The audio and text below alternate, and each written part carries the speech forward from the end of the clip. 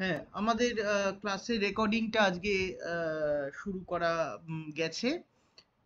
আজকে আমরা আন্ডারস্ট্যান্ডিং ইন্ডিয়ার যে ভিএসসি কোর্সটা আছে সেই কোর্সটা আমরা পড়াতে শুরু করছি, এবং সেই কোর্সের মধ্যে আমরা যে বিষয়টাকে আজকে পড়ব সেটা হলো বিধি।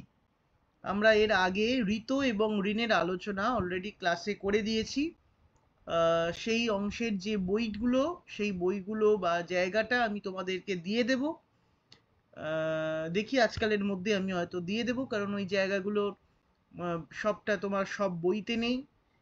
আর এইখানে যে বইটা থেকে আমরা পড়াবো সেই বইটা কিন্তু পুরোটাই ইংরাজি বই। এই ইংরাজি বইটার কিন্তু কে হাত তুললো? কে? মিলন, বলো, তোমার কিছু প্রশ্ন আছে?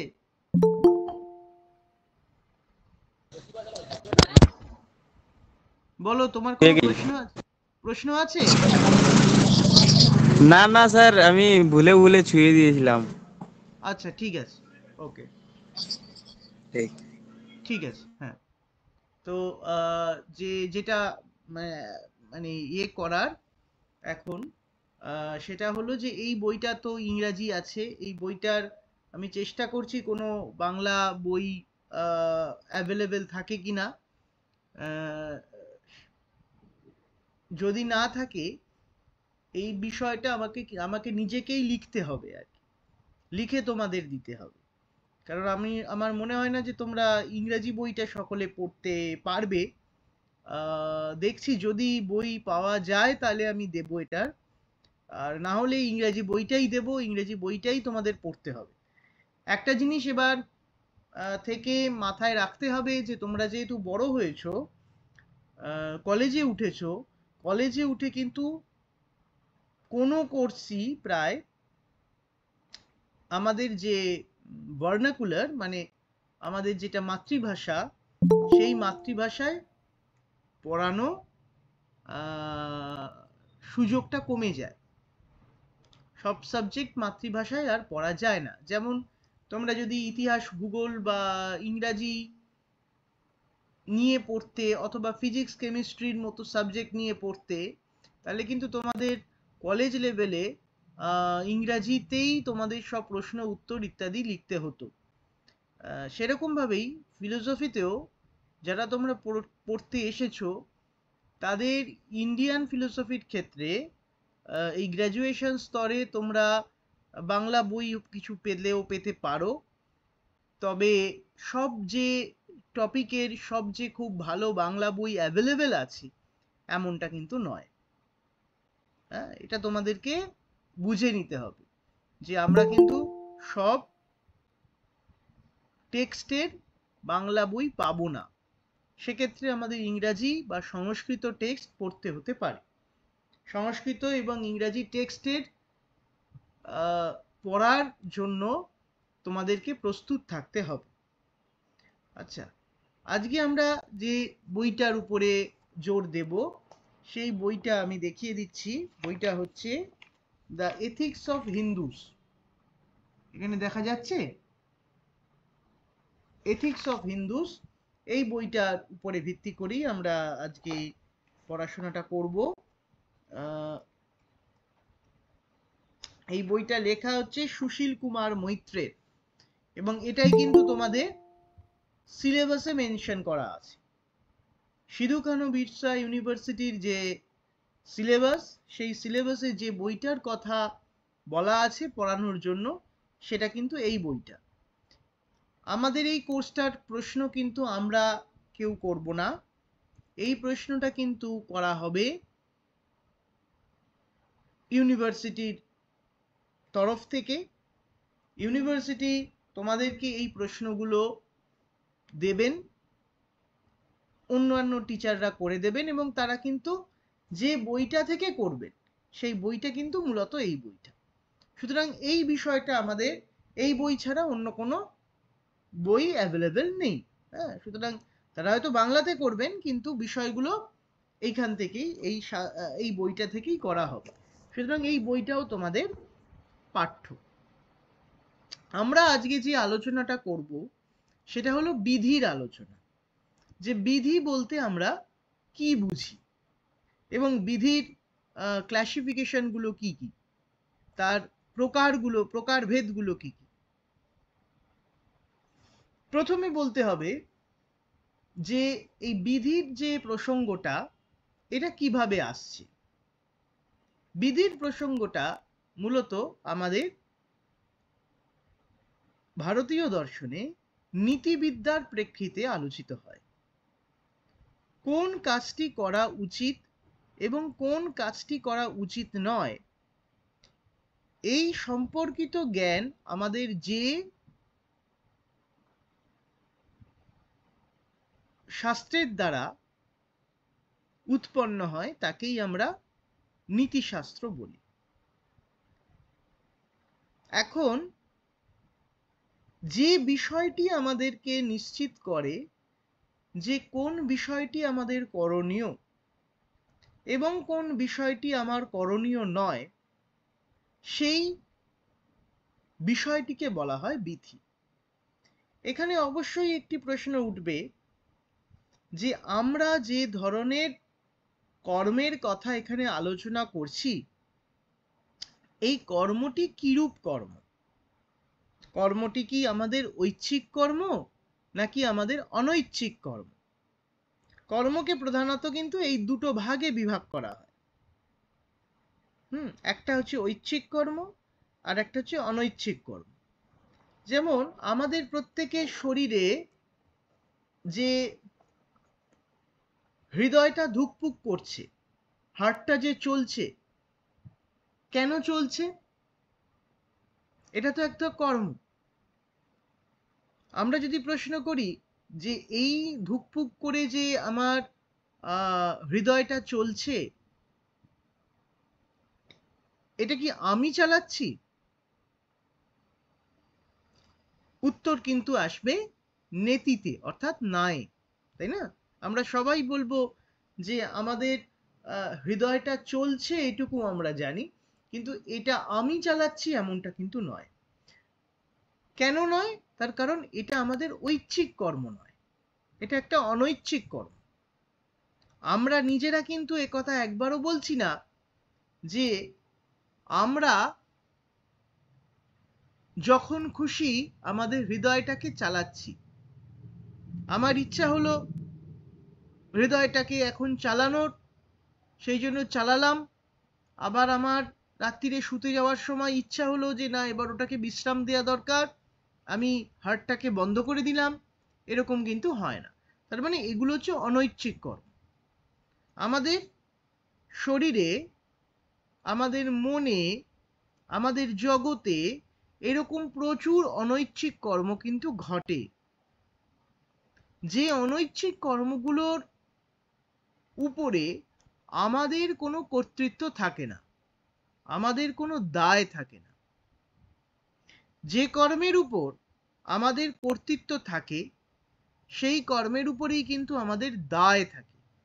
চিন্তা করো, যে কর্মের উপর আমাদের কর্তৃত্ব থাকে, সেই কর্মের উপরেই কিন্তু আমাদের দায় থাকে। যে কর্মের উপর আমার কোনো কর্তৃত্ব থাকে না, তার উপর কিন্তু আমাদের কোনো দায় নেই। যেমন আমার চোখের উপর কেউ যদি এখন একটা বড় আলো ফেলে, টর্চের আলো ফেলে, তাহলে আমার চোখটা কি হবে? পিটপিট করবে, আমি চোখটা ঘুরিয়ে নেব। এটা কিন্তু আমাদের একটা স্বাভাবিক প্রতিবর্ত ক্রিয়া, সেলফ রিফ্লেক্স এটাকে বলে। এটা অনৈচ্ছিক বিষয়। আমায় কেউ যদি পিছন থেকে ধাক্কা মারে, আমি যদি পড়ে যাই, আমি আমার হাতের বাহু দুটো এরকম করে পিছন দিকে আপনা আপনি সরে যাবে। আমি যে নিজে থেকে সরাবো তা নয়, আপনা আপনি ওটা হাতটা এরকম চলে যাবে। তার কারণ এটা হচ্ছে একটা স্বাভাবিক প্রতিবর্ত ক্রিয়া। এই স্বাভাবিক প্রতিবর্ত ক্রিয়া আমাদের স্বাভাবিক নিয়মে ঘটে। এগুলোর উপর আমাদের কোনো ইচ্ছা বিষয়ত্ব থাকে না। যেটা আমাদের ইচ্ছা বিষয়ত্ব, ইচ্ছার বিষয় হয় না, সেটাই ওই জন্য অনৈচ্ছিক ক্রিয়া হয়, তার উপর আমাদের কোনো দায়ও থাকে না। তাহলে আমাদের সমস্ত যে নৈতিক কর্মগুলো, এটা কোন ধরনের কর্মের ক্ষেত্রে প্রযোজ্য হবে? যে কর্মটা আমাদের ঐচ্ছিক ক্রিয়া। যে কর্মটা আমাদের ঐচ্ছিক ক্রিয়া নয়, সেই কর্মের উপরে কিন্তু আমাদের কোনো নৈতিক দায় বর্তায় না। আমাদের মোরালি রেসপন্সিবল হতে হয় না। এতটুকু বোঝা গেছে? তাহলে এথিক্সের আলোচনায় প্রথমেই দেখো এখানে একটা ব্র্যাকেট করা হলো, এক ধরনের কর্মকে সরিয়ে রাখা হলো। তাহলে কোন ধরনের কর্মকে আমরা সরিয়ে রাখলাম? না, অনৈচ্ছিক কর্মকে আমরা সরিয়ে রাখলাম। তাহলে আমরা এবারে যে বিষয়টার উপরে এথিক্সকে অ্যাপ্লাই করব, সেই বিষয়টা হলো ঐচ্ছিক কর্ম। ঠিক আছে? যে কর্মগুলোর পিছনে আমার একটা নৈতিক দায়বদ্ধতা আছে। আমার যে কর্মগুলোকে আমি নিজের ইচ্ছার দ্বারা নিয়ন্ত্রণ করতে পারি, সেই কর্মগুলো কিন্তু আমার কাছে নৈতিক কর্ম বলে বিবেচ্য হবে। ঠিক আছে? Is that clear? কিরকম কর্ম আমাদের ঐচ্ছিক হিসাবে বিবেচ্য হবে? ধরা যাক আমাদের আমরা একটা ইয়ে নিলাম, একটা রেজলিউশন নিলাম, একটা সংকল্প নিলাম যে আমরা গ্র্যাজুয়েশন কোর্সে ফিলোসফি পড়ব। এবারে কোর্সটা চালু হলো, আমি ভর্তি হলাম, আমার কিছু টাকা খরচ হলো, আমি একজনের সিটে বুক করলাম, আর একজন হয়তো আমার জায়গায় পড়তে পারতো, কিন্তু সে সুযোগ পেল না আমার জন্য। আমি সিটটা বুক করে রাখলাম, যার ফলে অন্য আরেকজন হয়তো ইচ্ছুক ছিল যে ফিলোসফি পড়বে, সে বেচারি পড়তে পারলো না। হ্যাঁ, তো এইভাবে আমরা কি করি? আমরা ফিলোসফি বিষয়টাকে পাঠ্য হিসাবে গ্রহণ করি। ঠিক আছে? কিন্তু তারপরে দেখা যায় যে যত দিন যায় তত আমাদের বিষয়টার উপরে একটা আকর্ষণ কমতে থাকে। পড়াশোনা করার যে দায়িত্ব, সেটা আমাদের নিজেদের কাঁধে তুলে নিতে হয়। ঠিক আছে? সেই রেসপন্সিবিলিটিটা আমাদের নিজেদের কাঁধে নিতে হয়। এখন যদি আমরা সেই ফিলোসফির কোর্সটায় ঢুকে ফিলোসফির যে বিষয়গুলো আছে, যেভাবে স্যারেরা পড়াচ্ছেন, টিচাররা, অন্যান্য টিচাররা যেভাবে গাইড করছেন, সেই সুযোগ সুবিধেগুলো আমরা যদি না নিই, আমরা যদি ঠিকমতো ক্লাসটা না করি, বা ঠিকঠাক মতো ঘরে আমরা পড়াশোনা না করি, তাহলে কিন্তু আমরা কি হয়ে যাবে? আমাদের রেজাল্টটা খারাপ হবে। তার মানে এই যে একটা ফিলোসফি কোর্স নেওয়া, সেই পড়াটাকে সিরিয়াসলি গ্রহণ করা, ঠিকঠাকভাবে বিষয়টাকে বাড়িতে চর্চা করা, এই সব কিছুর উপরে কিন্তু আমাদের সাফল্য দাঁড়িয়ে আছে। আমরা কতটা বিষয়টাকে জানবো, আমরা বিষয়টায় কতটা সফল হব কি হব না, এই সমস্ত বিষয়গুলো কিন্তু দাঁড়িয়ে থাকে। তার মানে এই বিষয়টা কিন্তু আমার কাছে একটা ঐচ্ছিক কর্ম। আমি নিজের ইচ্ছায় এই বিষয়টাকে নিয়ন্ত্রণ করতে পারি। আমি নিজের ইচ্ছায় আমাদের ভালোবেসে আমি ফিলোসফিটাকে পড়াশোনা করতে পারি, ফিলোসফিটা নিয়ে আমি এগোতে পারি। অথবা আমি হয়তো ফিলোসফি সাবজেক্টটাকে নিলাম, কিন্তু তারপর আমার আকর্ষণ হারিয়ে গেল, আমি আর ঠিকঠাক মতো পড়লাম না। হ্যাঁ, আমি আর ঠিকঠাক মতো ক্লাসে গেলাম না, এটাও কিন্তু আমি করতে পারি। ঠিক আছে?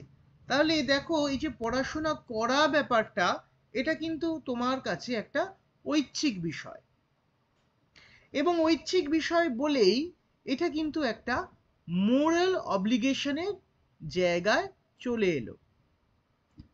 তার মানে এটা হয়ে গেল কি একটা নৈতিক দায়বদ্ধতার বিষয়। যে ছেলেটা তোমার জন্য ফিলোসফিটা পড়তে পারলো না, সেই ক্যান্ডিডেট কিন্তু প্রশ্ন করতে পারে যে তুমি ফিলোসফি নামক বিষয়টা কলেজে নেওয়ার পরে ঠিকভাবে কেন পড়াশোনাটা করলে না? তুমি তো আমার একটা সিট নষ্ট করলে। তাহলে তোমার উচিত কি ছিল? তোমার উচিত ছিল খুব ভালো করে ফিলোসফিটাকে পড়া, পড়ে নিজেকে প্রতিষ্ঠিত করা, ভালো রেজাল্ট করা, চাকরি করা। চাকরি করলে তুমি তোমার যে টাকাটা তুমি পেতে সরকারের থেকে, সেই টাকা থেকে সরকার কিছু অংশ কেটে নিত, ট্যাক্স হিসেবে কাটত। তাহলে এইভাবে তুমি ট্যাক্স পেয়ার হয়ে ট্যাক্স দিয়ে তুমি পরোক্ষভাবে কিন্তু দেশের সেবা করতে পারতে। You can serve your country by taxation, by paying your taxes. সেটা তো তুমি করলে না। তাহলে দেখো, একটা ভালো পড়াশোনা করার সঙ্গে জীবনে প্রতিষ্ঠিত হওয়ার সঙ্গে কিভাবে প্রত্যক্ষে এবং পরোক্ষে দেশের উন্নতি, সমাজের উন্নতি ইত্যাদি নির্ভর করে। সেই কারণেই বলছি যে এই পড়াশোনা করা ব্যাপারটা কিন্তু খুব সিরিয়াস একটা ব্যাপার হয়ে যায়। তুমি যখন ফিলোসফি কোর্সটা নিলে, আমি এখানে ফিলোসফি বলছি মানে শুধু ফিলোসফি নয়, এটা একটা জাস্ট উদাহরণ হিসেবে আমি বলছি।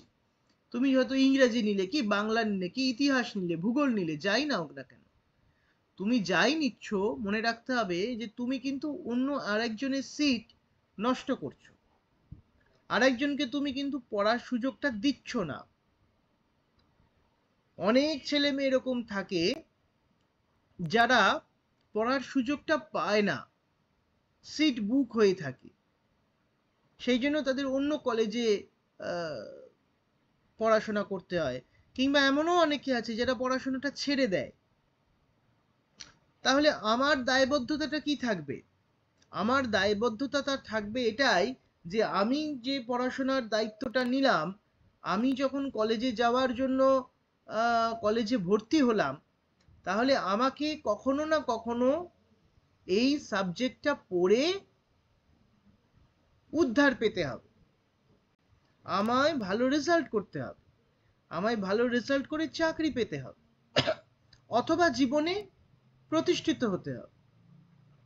জীবনে যদি আমি প্রতিষ্ঠিত হতে পারি, তাহলে সরকার আমাকে যে টাকাটা দেবে, সেই টাকার থেকে সরকার একটা অংশ ট্যাক্স হিসেবে কেটে নিতে পারবে।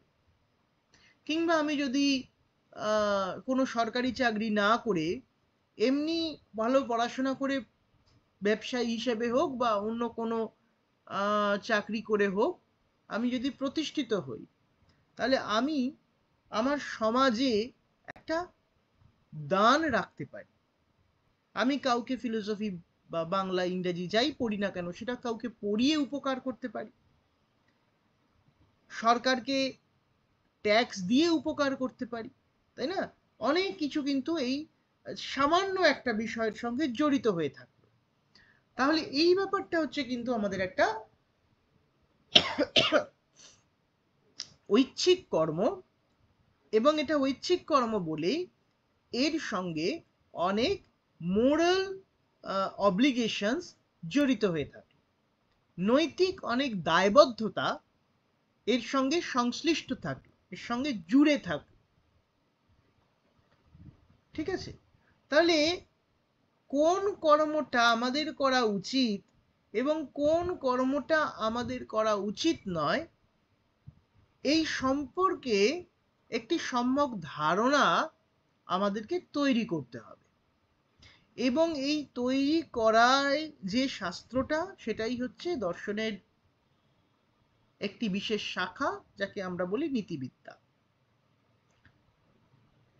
এখন এই নীতিবিদ্যা মানুষের এই প্রবৃত্তিকে নিয়ন্ত্রণ করার জন্য কতগুলো বিধি বা রুল, ইনজাংশন এটা চালু করে।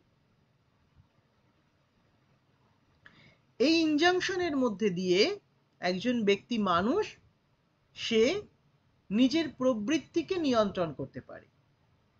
অর্থাৎ সে কোন কর্মটা করবে এবং কোন কর্মটা করবে না এই ডিসিশনটা সে নিতে পারে।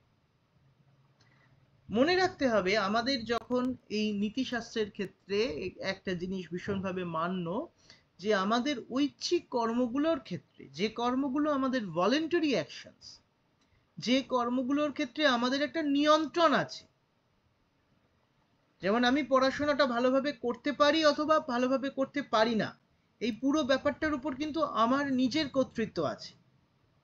এটা কিন্তু আমার হার্টের ওই ধুকফুক করার মতো নয়, যে আজকে আমার ধুকফুক করলো, আমি কিছুক্ষণ ওটা বন্ধ করে রাখলাম, রেখে আবার 4-5 দিন পরে আবার জিনিসটাকে চালু করলাম।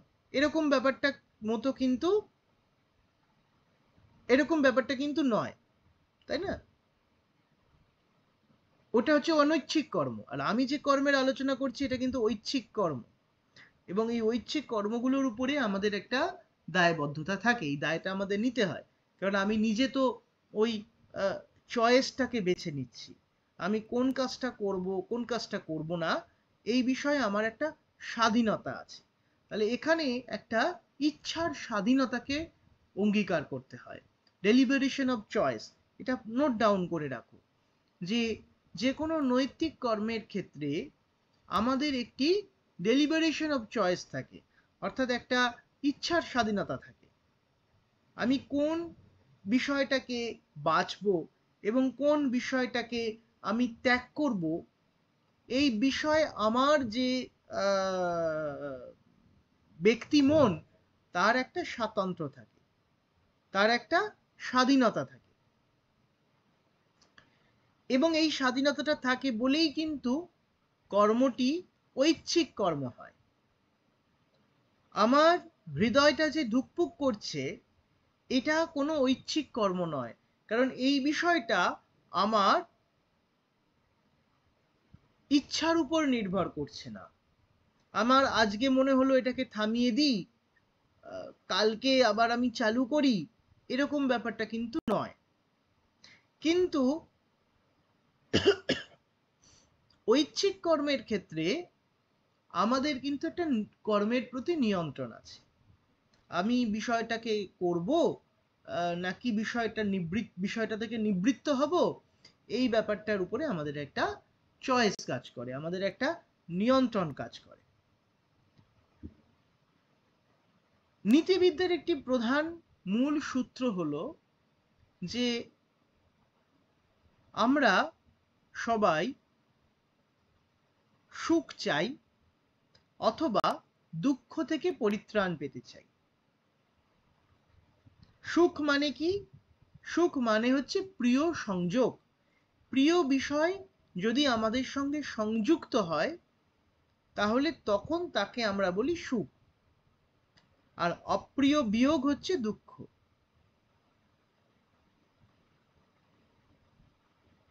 সরি, অপ্রিয় সংযোগ হচ্ছে দুঃখ।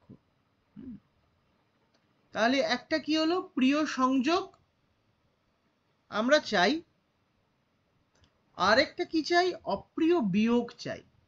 আমাদের যেটা অপ্রিয়, যেটাকে আমরা চাই না, সেটা আমাদের জীবন থেকে চলে যাক, সরে যাক, এটা আমরা সবসময় চাই। তাহলে প্রিয় সংযোগ আর অপ্রিয় বিয়োগ, এই দুটো হচ্ছে আমাদের সুখের মূল নীতি। প্রিয় সংযোগটাকে আমরা বলি সুখ, আর অপ্রিয় বিয়োগকে আমরা বলি দুঃখ পরিহার। বিষয়টা একটুখানি উদাহরণ দিয়ে বোঝা যাক। ধরা যাক এখানে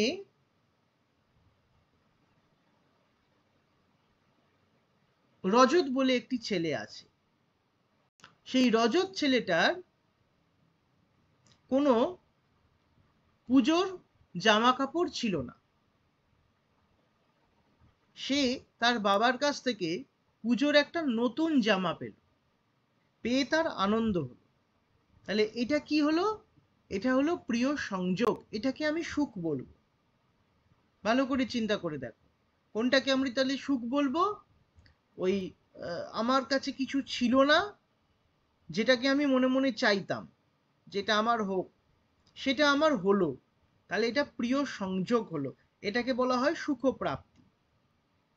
আর একটা হচ্ছে আমরা সবসময় দুঃখের পরিহার চাই। যেমন ধরা যাক আমার মধ্যে, আমার শরীরে দুটো অসুখ করেছে, দুটো অসুখই আমার সমান জ্বালাতন করছে। একটা অসুখ ধরা যাক ডায়াবেটিস, আর একটা অসুখ ধরা যাক হার্টের একটা অসুখ, বা ধরা যাক টিউবারকিউলোসিস, টিবি। তাহলে একজন রোগীর মধ্যে দুটো রোগ রয়েছে, একটা হচ্ছে সুগার অর্থাৎ ডায়াবেটিস, আর একটা হচ্ছে টিউবারকিউলোসিস বা টিবি, যক্ষা ভালো বাংলায়। এখন তার একটা অসুখ সেরে গেল, যক্ষাটা সেরে গেল, তাহলে এখানে কি হলো? অপ্রিয় বিয়োগ হলো। এটাকে আমরা বলবো দুঃখ পরিহার। প্রতিটি মানুষ এই দুটো বিষয়ের উপরে দাঁড়িয়ে থাকে, দুটো বিষয়কে বিবেচনা রেখে কর্ম করে। তার মানে আমাদের ঐচ্ছিক কর্মগুলো নিয়ন্ত্রণ করে দুটো বিষয়, একটা হলো সুখ প্রাপ্তি, আর দ্বিতীয়টা হলো অপ্রিয় বিয়োগ। তাহলে আমাদের যেগুলো নৈতিক কর্ম হয়, যেগুলো ঐচ্ছিক কর্ম হয়, সেগুলোর ক্ষেত্রে নিয়ন্ত্রক বা নিয়ামক, শব্দগুলো শেখো, নিয়ন্ত্রক বা নিয়ামক কে? না, দুটো জিনিস, একটা হচ্ছে সুখ প্রাপ্তি আর দ্বিতীয়টা হলো দুঃখ পরিহার। আমরা হয় প্রিয় বিষয়ের সংযোগ চাই, অথবা অপ্রিয় বিষয়ে বিয়োগ চাই। অপ্রিয় বিষয়টা যেটা সঙ্গে নিয়ে আমি চিরকাল বহন করে যাচ্ছি, সেইটা থেকে আমি মুক্তি চাই।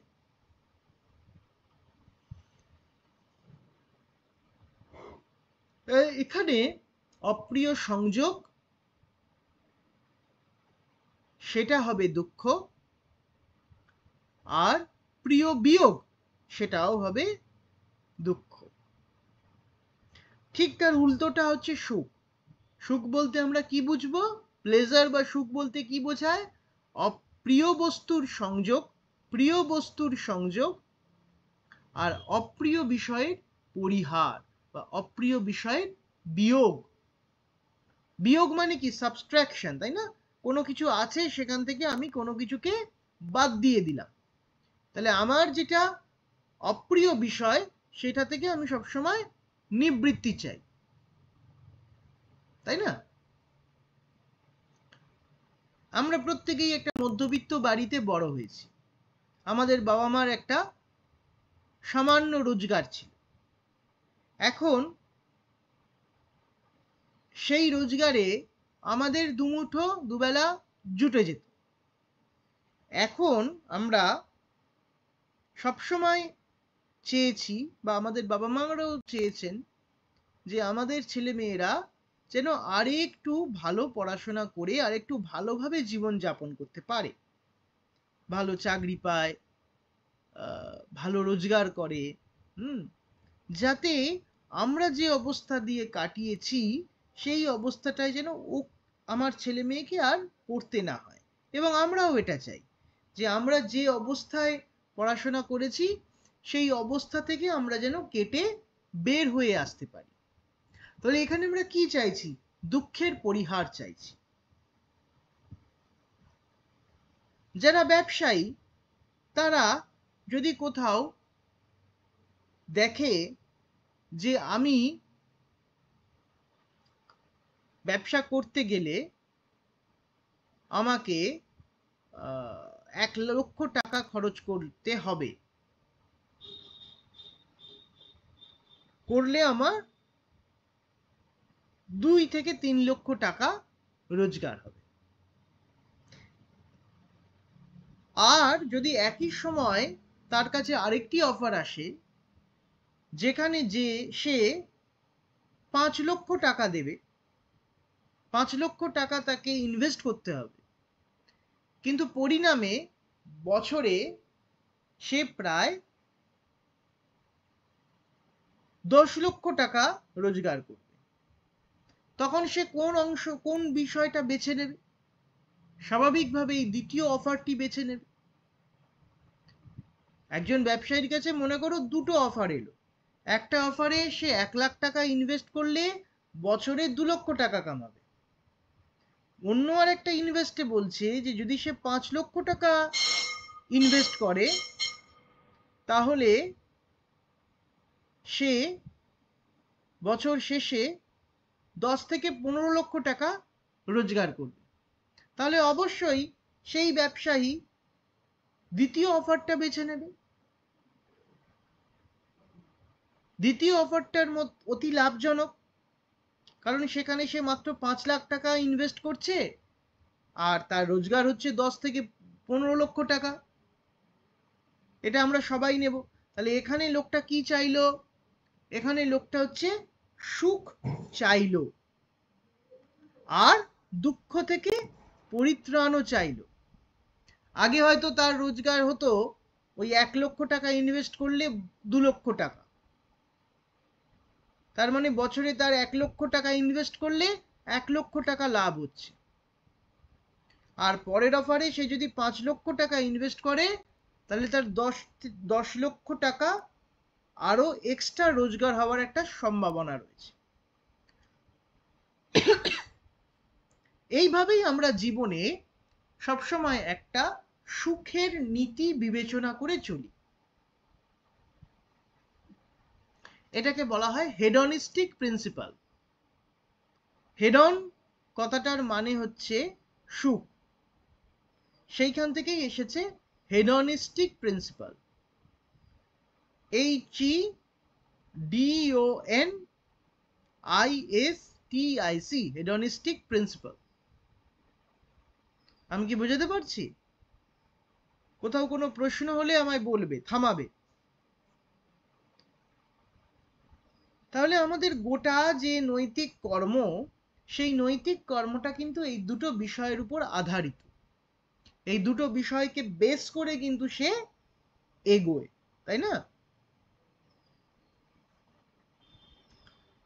এবং এখানেই কিন্তু বিধির একটা প্রাসঙ্গিকতা তৈরি হয়।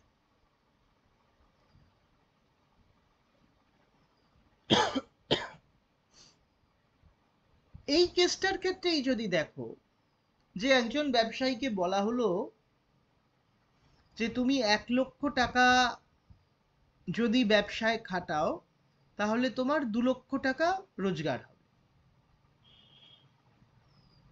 অথবা তুমি যদি 5 লক্ষ টাকা এই ব্যবসায় খাটাও তবে তোমার 10 থেকে 15 লক্ষ টাকা আয় হবে, বছরের শেষে তুমি 15 লক্ষ টাকা পাবে। স্বাভাবিকভাবেই এই দুটো অফারের মধ্যে কোনো একজন ব্যবসায়ী দ্বিতীয় অফারটাকে বেছে নেবে যদি তার সামর্থ্য থাকে, ঠিক আছে? কিন্তু যদি এখানে বলা হয় যে তুমি যদি 5 লক্ষ টাকা 5 লক্ষ টাকা ব্যবসায় ইনভেস্ট করো তাহলে তোমার 10 লক্ষ টাকা ইনকাম হবে, এবং এই 5 লক্ষ টাকা ইনভেস্ট করলে সুবিধে হচ্ছে এই যে তোমাকে কোনো ট্যাক্স দিতে হবে না। তুমি প্রশ্ন করতে পারো কেন, কিভাবে ট্যাক্স কেন দেব না? সে বলতে পারো ও আমরা ঠিক করে নেব, তুমি এটা ইনভেস্ট করো, সরকারকে ঘুষ দিয়ে হোক বা জালি কোনো কিছু করে হোক ফাঁকি দেয়া যায়। তার মানে তুমি 5 লক্ষ টাকা এখানে ইনভেস্ট করবে, তুমি পুরো 10 লক্ষ টাকা এখানে রোজগার করবে। তুমি এখানে সর্বে সর্বা।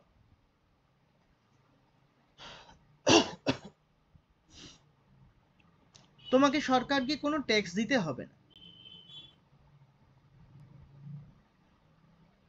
তখন প্রশ্ন হচ্ছে যে তাহলে কি তুমি এই কাজটা করবে? তুমি কোন অফারটা নেবে? তুমি কি ওই অফারটা নেবে, প্রথম অফারটা নেবে, যেখানে তুমি 1 লক্ষ টাকা ইনভেস্ট করলে বছরে তোমার হয়তো 2 লক্ষ টাকা রোজগার হবে, সেখানে তোমাকে ট্যাক্স দিতে হবে, সেখানে তোমাকে সমস্ত সরকারি নিয়ম কানুন ইত্যাদি ফলো করতে হবে? তাহলে সেই অফারটা তুমি নেবে, নাকি তুমি অন্য অফারটা মানে দ্বিতীয় অফারটা নেবে, যেখানে তোমায় বছরে 5 লক্ষ টাকা ইনভেস্ট করতে হবে, করলে তুমি বছরের শেষে 10 লক্ষ টাকা পাবে। 5 লক্ষ টাকা তুমি ইনভেস্ট করলে বছরের শেষে তুমি 10 লক্ষ টাকা পাবে, এবং সেখানে তোমায় কোনো ট্যাক্স দিতে হবে না। তাহলে এবার বিবেচনার বিষয় যে তুমি কোন বিষয়টাকে গ্রহণ করবে। তুমি প্রথম বিষয়টা গ্রহণ করবে, নাকি তুমি দ্বিতীয় অফারটাকে গ্রহণ করবে?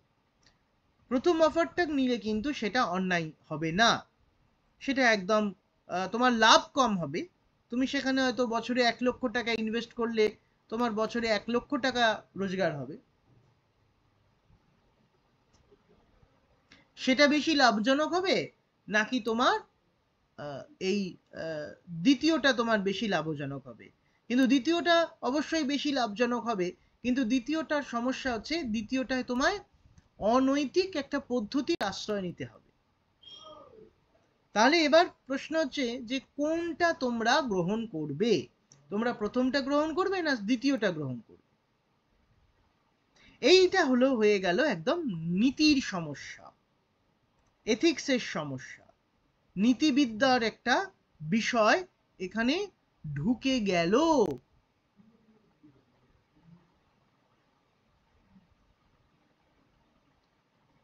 এবার আরেকটা দ্বিতীয় সমস্যা তোমাদেরকে আমি উত্থাপন করি। দ্বিতীয় সমস্যাটা কি না, ওই ব্যবসায়ীকে বলা হলো যে তুমি 1 লক্ষ টাকা যদি ইনভেস্ট করো তাহলে তুমি বছরের শেষে 2 লক্ষ টাকা পেতে পারো, অথবা তুমি যদি বছরে 5 লক্ষ টাকা ইনভেস্ট করো তাহলে বছরের শেষে তুমি 10 লক্ষ টাকা লাভ করতে পারো, 15 লক্ষ টাকা লাভ করতে পারো। এবার ওই ব্যবসায়ীর কাছে 50,000 টাকা মাত্র পুঁজি আছে, তার 5 লক্ষ টাকারও পুঁজি নেই, 1 লক্ষ টাকারও পুঁজি নেই। তবে সে যদি ব্যাংকে লোনের আবেদন করে, ঋণের আবেদন করে, তাহলে সেই ব্যবসায়ী ব্যাংক থেকে 50,000 টাকা লোন নিতে পারে বৈধভাবে। ব্যাংক 50,000 টাকা তাকে ঋণ দেবে, সে যখন 2 লাখ টাকা রোজগার করবে, সে আস্তে আস্তে মাসে মাসে কিছু টাকা করে ব্যাংকে দিয়ে ওই টাকাটা সে তুলে নেবে, শোধ করে দেবে। তার হয়তো 1 লক্ষ টাকার জায়গায় 50,000 টাকা লাভ হবে, কিন্তু 50,000 টাকা তাকে ব্যাংকে দিয়ে দিতে হবে, ঋণটাকে শোধ করে দিতে হবে, কিন্তু স্টিল তার হাতে 50,000 টাকা মাত্র পুঁজি থাকবে।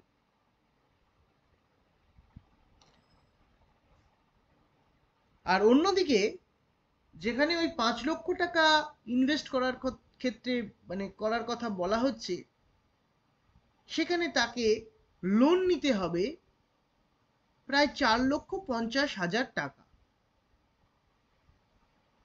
এখন এই টাকাটা কিন্তু শোধ করা তার পক্ষে মুশকিল হয়ে যাবে। তার পক্ষে কিন্তু ওই টাকাটা মানে ওই 5 লক্ষ টাকা পুরোপুরি জোগাড় করাটাই একটা মুশকিল হয়ে যাবে, কারণ সে ব্যাংক থেকে ওই 4.5 লক্ষ টাকার লোন পাবে না, সে 50,000 টাকার লোনই পাবে।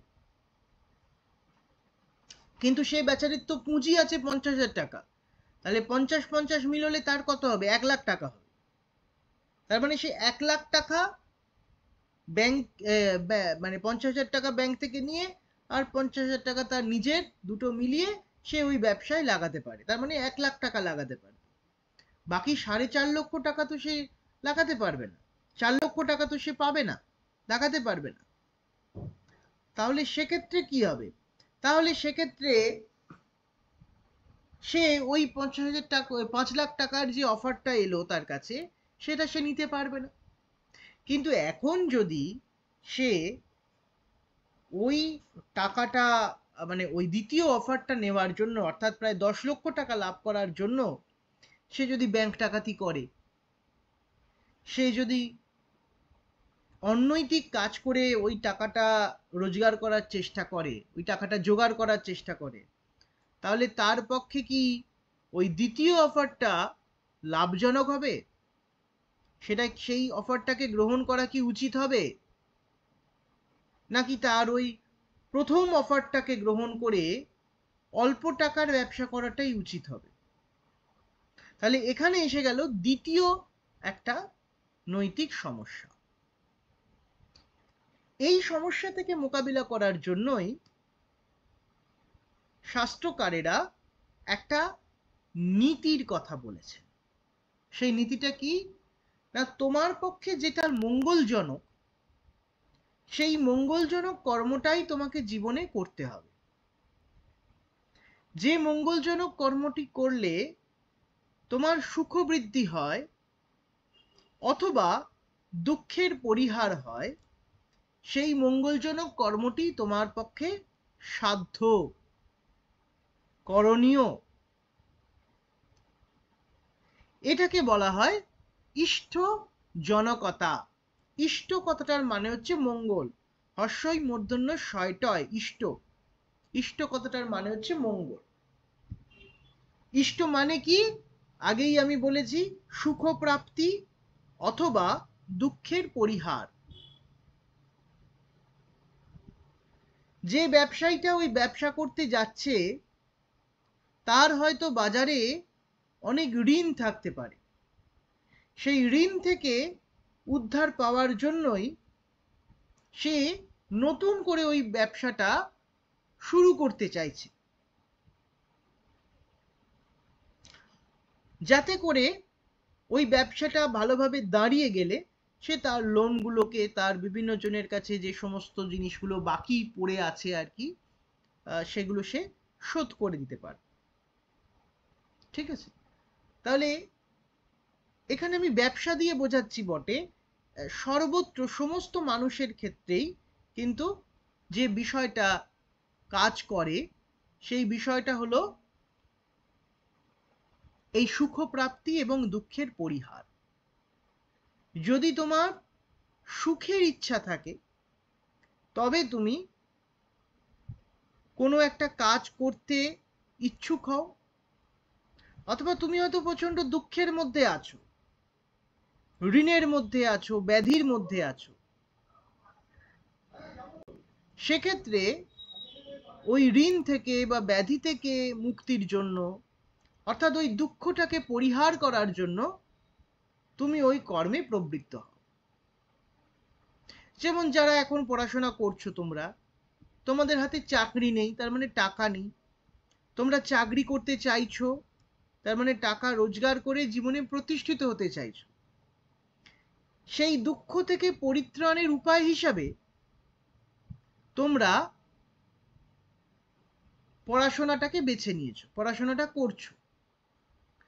ঠিক আছে? তাহলে এটা হয়ে গেল তোমার ইষ্ট জনকতা, এটা হয়ে গেল তোমার ইষ্ট জনকতা বা ইষ্ট সাধ্যতা। কিন্তু ওই ব্যবসায়ীর কাছে 5 লক্ষ টাকা ইনভেস্ট করে 10 লক্ষ টাকা রোজগার করাটা অত্যন্ত নৈতিকভাবে ইষ্টজনক হতে পারে, অত্যন্ত সুখবর্ধক হতে পারে। কিন্তু দেখা যাচ্ছে যে ওই ব্যবসাটা করতে গেলে তাকে অসৎ উপায় অবলম্বন করতে হচ্ছে, তাকে ব্যাংক থেকে মিথ্যে বলে লোন নিতে হচ্ছে, অথবা তাকে ট্যাক্স দিতে হচ্ছে না, এই দুটোর কোনো একটা কিছু তাকে করতে হচ্ছে।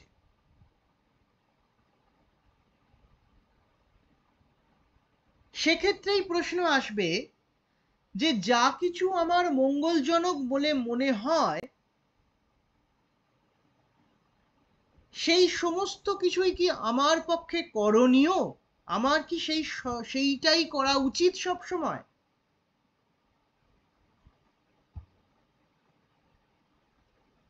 ওই ব্যবসায়ীর কাছে 5 লক্ষ টাকা ব্যবসায় খাটিয়ে 10 লক্ষ টাকা লাভ করাটা অনেক বেশি ইষ্ট সাধক ছিল, মঙ্গলজনক ছিল।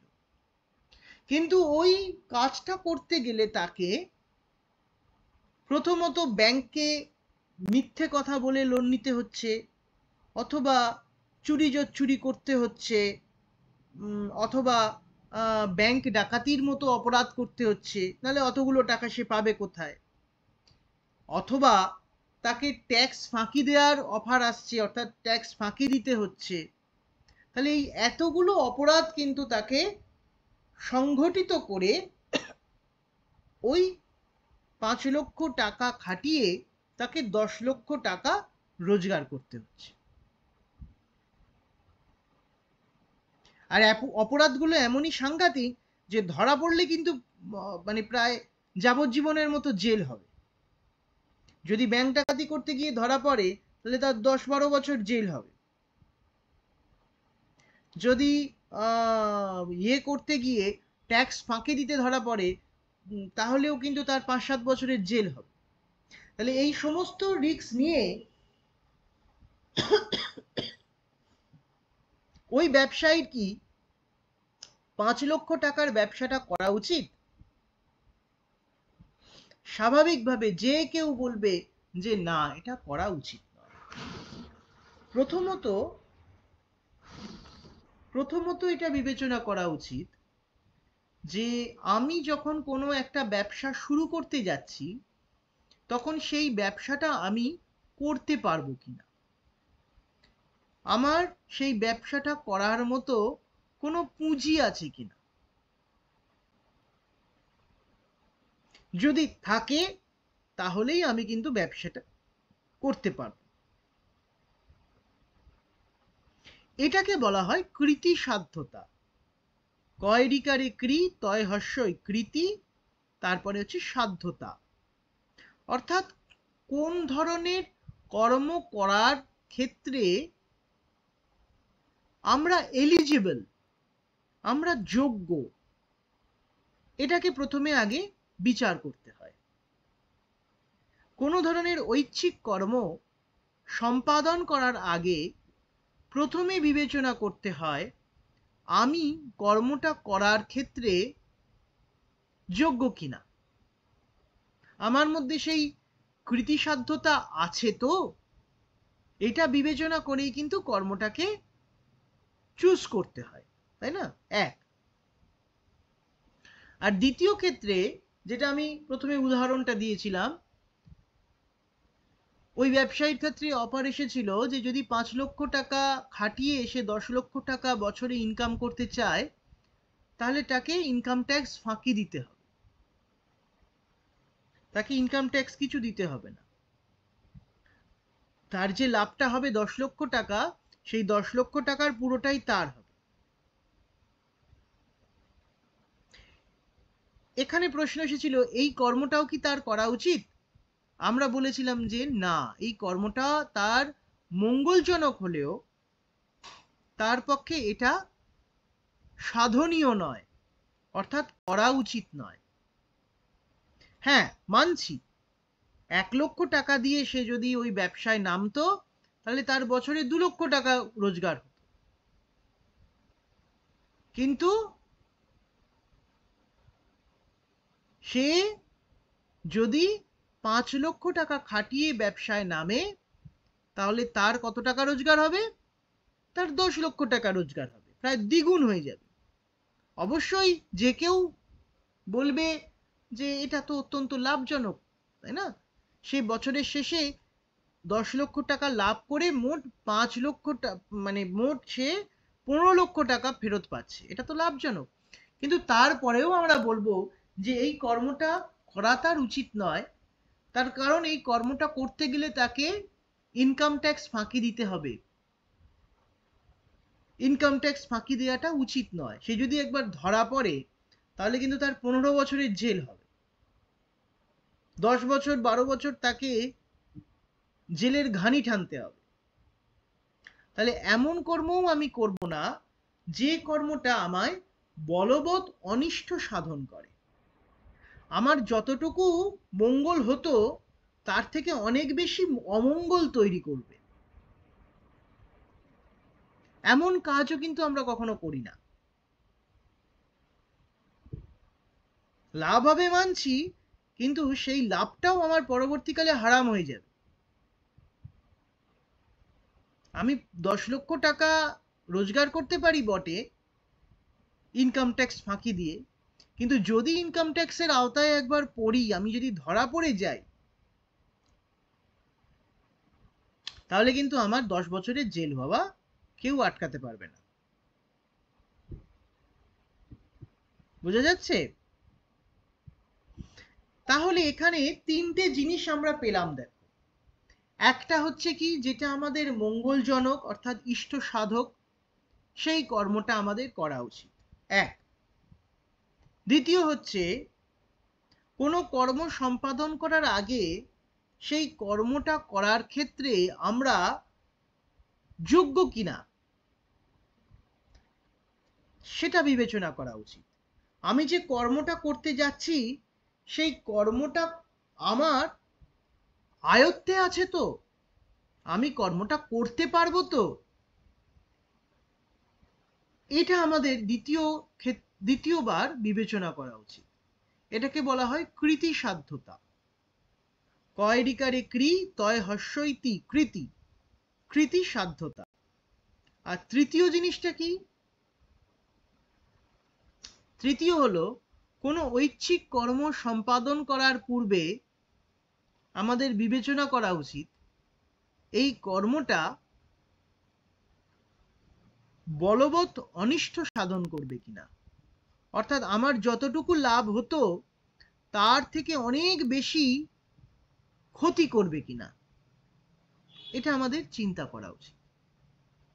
তাহলে এই তিনটে কিন্তু যে কোনো বিধির একটা প্রাইমারি কন্ডিশন। আমি আজকে এখানে এইটুকু বলেই আজকে আমি লেকচারটা এখানে শেষ করব। পরে আবার কখনো সুযোগ পেলে তোমাদের পড়াবো, এটা আমাদের তো সিলেবাসে আছে, পড়াতে হবে। আর একটু ডিটেলে পরে পরে যাব।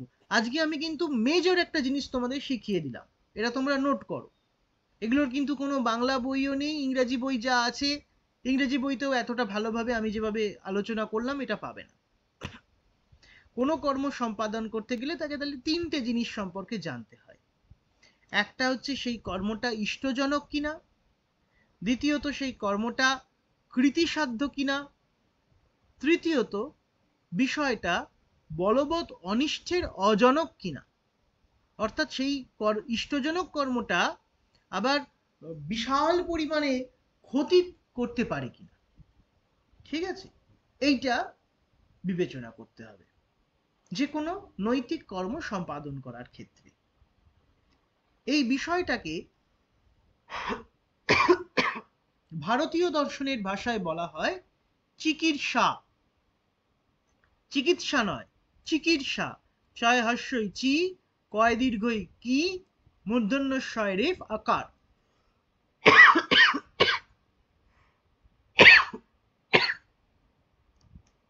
এটা হলো এক ধরনের হেডনিস্টিক প্রিন্সিপাল, একটা সুখের নীতি। আমরা সবাই, এমনকি যে সাধক মোক্ষ কামনা করেন, সমস্ত জগৎ সংসার থেকে বেরিয়ে গিয়ে যিনি একদম পরম ব্রহ্মে মিশে যেতে চান, ভগবানের চরণে যিনি মন দিয়ে অর্পণ করেছেন তিনিও কিন্তু লাভের চিন্তা করেন। তার কাছে সুখ কি? পরম ব্রহ্মটাই তার কাছে পরম সুখ। পরম ব্রহ্মটাই হলো তার কাছে পরম সুখের বিষয়।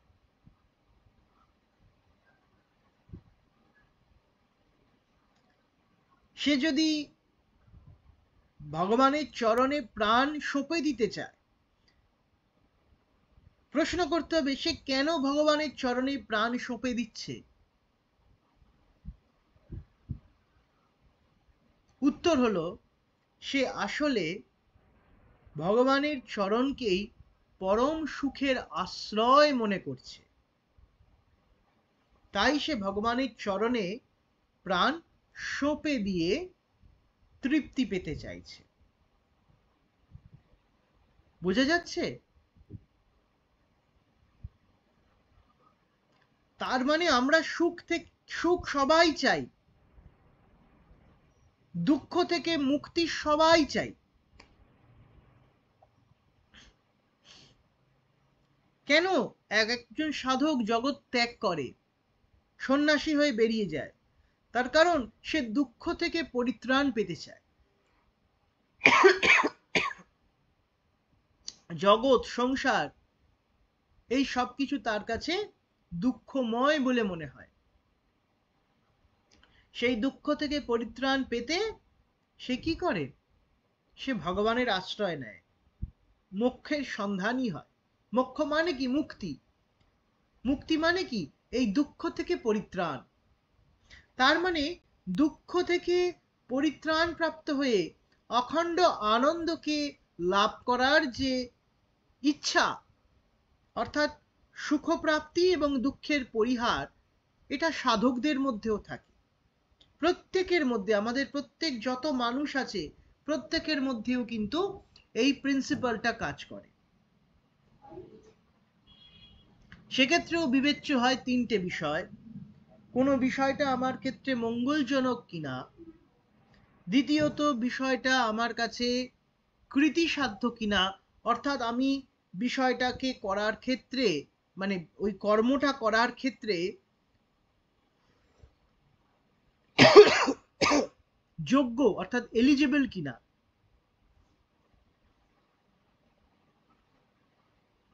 এবং তৃতীয়ত আমি যেটাকে আমার সুখ স্বরূপ বলে মনে করছি সেই বিষয়টা আদপে আমার ক্ষেত্রে ইষ্টজনক কিনা, অর্থাৎ বলবৎ অনিষ্ট ডেকে আনবে কিনা।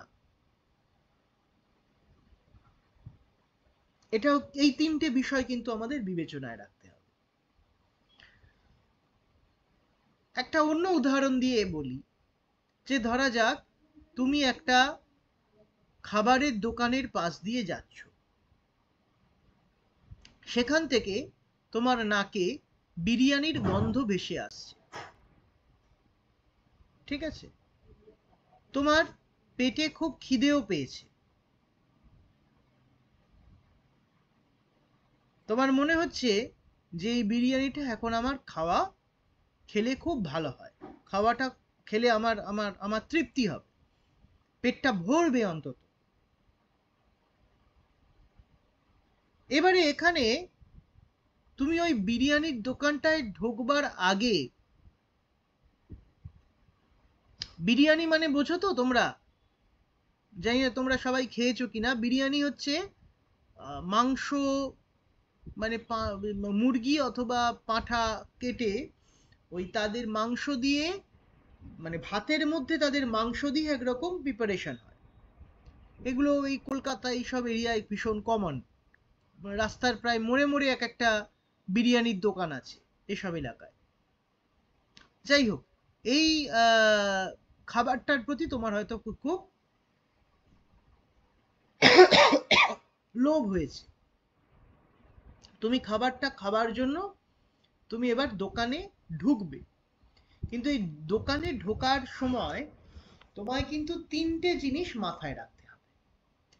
এক হচ্ছে বিরিয়ানিটা কেনার পয়সা ওই মুহূর্তে তোমার পকেটে আছে কিনা, এটা হলো কৃতিসাধ্যতা। দ্বিতীয়ত তোমায় বুঝতে হবে যে বিরিয়ানি খাওয়াটা তোমার কাছে ইষ্টজনক কিনা, অর্থাৎ মঙ্গলজনক কিনা। এক্ষেত্রে অবশ্যই মঙ্গলজনক, কারণ তুমি সকাল থেকে কিছু খাওনি, তোমার পেটে পড়েনি, তোমার খিদে পেয়েছে। তোমার যদি তখন মানে খিদে না পেতো, তাহলে তুমি হয়তো বিরিয়ানিটা খেতে যেতে না। তোমার মনে হতো যে আমার পেটটা তো ভরা আছে, আমি যদি এখন আবার বিরিয়ানিটা খাই তাহলে আমার পেটে চাপ পড়বে, শরীরে অস্বস্তি হবে, অ্যাসিডিটি হবে, আমি খেতে পারবো না, আমার বমি হয়ে যেতে পারে, ইত্যাদি নানা কিছু তোমার মাথায় ঘুরতো। কিন্তু যেহেতু এখন তোমার খিদে পেয়েছে, তাই তুমি যদি এখন বিরিয়ানিটা খাও, সেটা তোমার পক্ষে অমঙ্গলজনক হবে না। ঠিক আছে, এটা হলো দ্বিতীয় স্তরে তোমার ভাবনা, অর্থাৎ বিরিয়ানিটা আমার ক্ষেত্রে ইষ্টজনক, এটা বিবেচনা করাটা হলো অন্যতম একটা কাজ, অন্যতম একটা শর্তের। এরপর হচ্ছে থার্ড অপশন। থার্ড অপশন হচ্ছে বিরিয়ানিটা খেলে তোমার মঙ্গলজনক হওয়ার চেয়ে অমঙ্গলজনক বেশি হয়ে পড়বে কিনা, এটাকে বিবেচনা করা। তোমার পকেটে পয়সা আছে, পেটে খিদে আছে, তুমি বিরিয়ানির দোকানটায় দাঁড়িয়ে বিরিয়ানির দোকানের ভেতরে ঢুকে পড়তেই পারো, তাতে কোনো অসুবিধে নেই। কিন্তু ধরো তোমার ওই সময় একটা পেটের কোনো গন্ডগোল চলছে, ধরো ওই সময় তোমার ডাক্তারবাবু বলেছেন যে এই সময় কোনো মাংস খাওয়া, ডিম খাওয়া, এগুলো তোমার পক্ষে মঙ্গলজনক নয়, তোমার শরীরের অসুখটাকে আরো বাড়িয়ে দিতে পারে। অনেকের যাদের চামড়ায় কোনো রোগ হয়,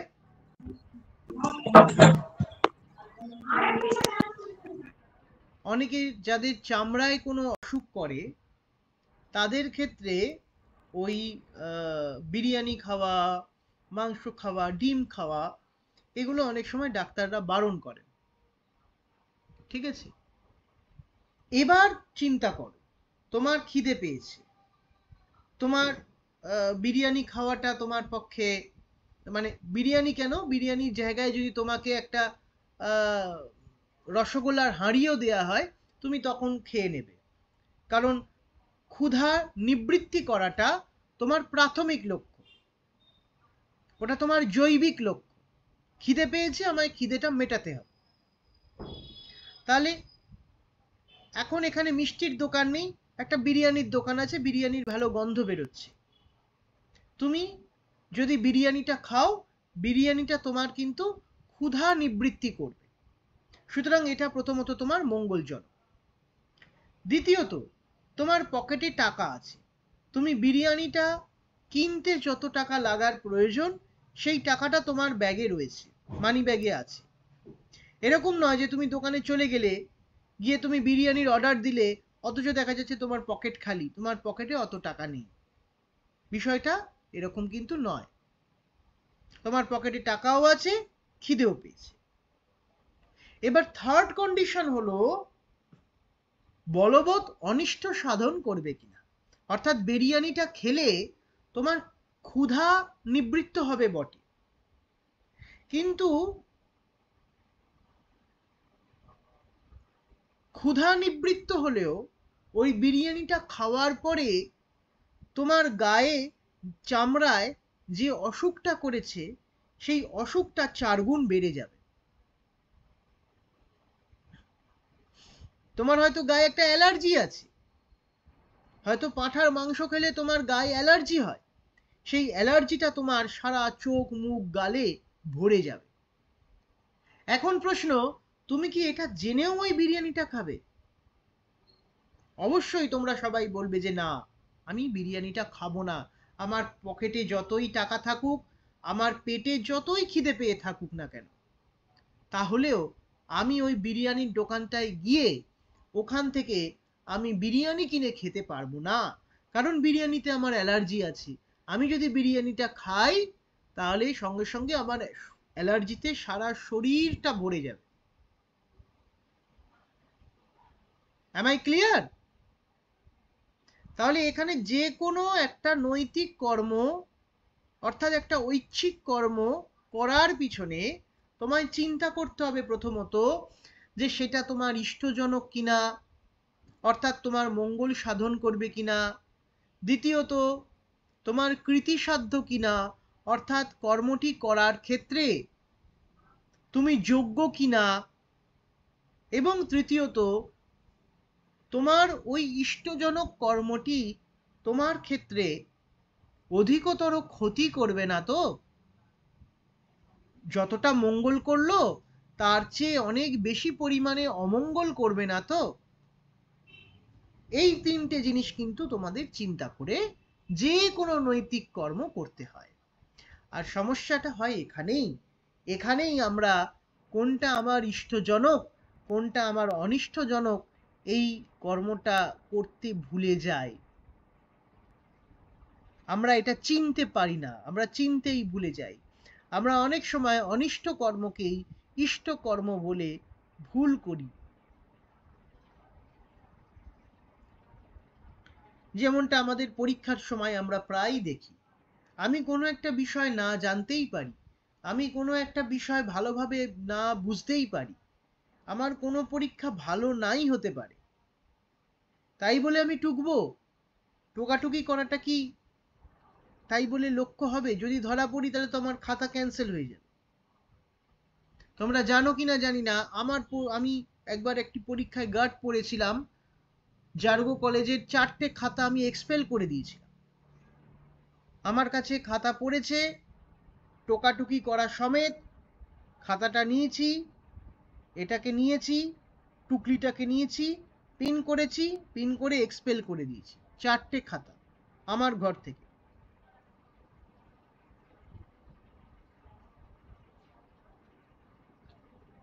এর অর্থটা কি, আমি কি বোঝাতে চাইছি?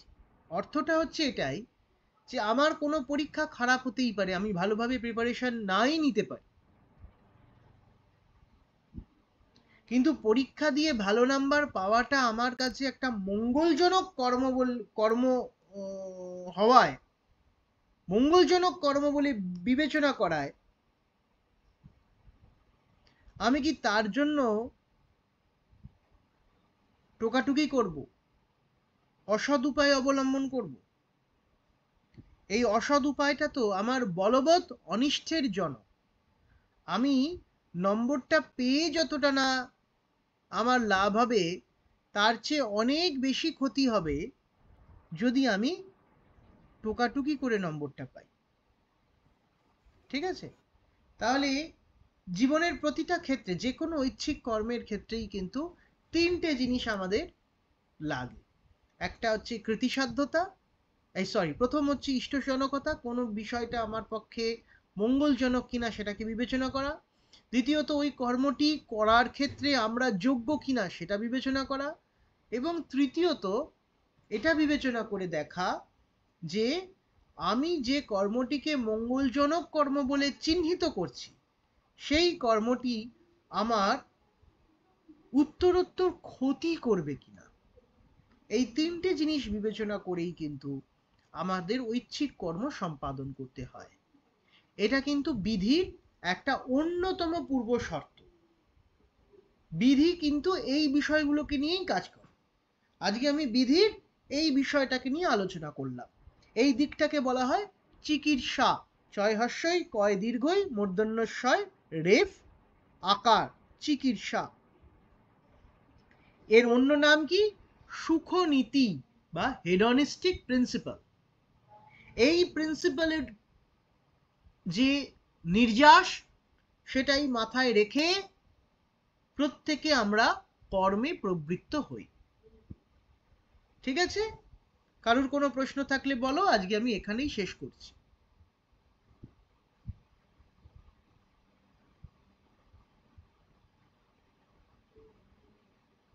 কারোর প্রশ্ন আছে কোনো? এক্সাম টাইম কোশ্চেন ইংলিশে আসবে তো? না, ইংরাজি আসবে, বাংলায় আসবে, দুটোতেই আসবে। তোমাদের পড়তে হবে আস্তে আস্তে, ইংরাজি বইও পড়তে হবে, এগুলোর কোনো বাংলা বই নেই। আর তোমাদের যখন প্রশ্নটা হবে, যিনি করবেন তিনি বাংলা ইংরাজি দুটো মিলিয়েই করবেন। ঠিক আছে, বিষয়ের উপর আর কোনো কারোর প্রশ্ন নেই, আমি এখানেই থামাচ্ছি। আবার পরে কখনো এই বিষয়ে ক্লাস হলে আমি জানিয়ে দেবো।